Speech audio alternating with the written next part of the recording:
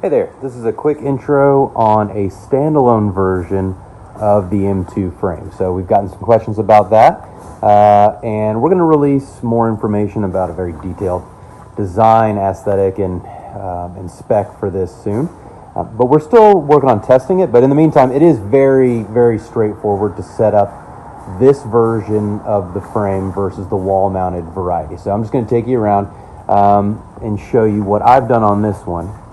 So you can see I've got the two wall mounts here as they would be on a wall mount variant, right? So all four are still mounted there as they would be. Still got the 10-foot top beam, but for the wall mounts, instead of obviously putting them on the wall, I've just used an additional 2x4, right? So that's it. It's just replacing the studs in your wall with 2x4s here.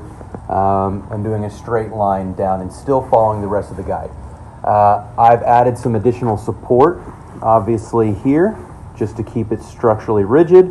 And because my unit stays up against the wall, I have a carport, my unit stays up against the wall. I don't have a backer or footer coming out back here. I use the wall as that support, but this thing does lean, right? So it will tend to want to lean backwards if you're not careful. So if you're not going to have it against the wall, I would recommend taking these legs that I've got attached here at the bottom and shifting them backwards a little bit or extending them out to make sure that it's well balanced and it's not going to have any propensity to tip over.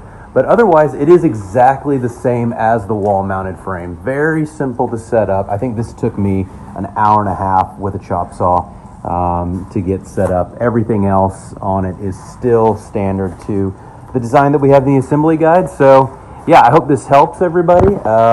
Please post your questions below.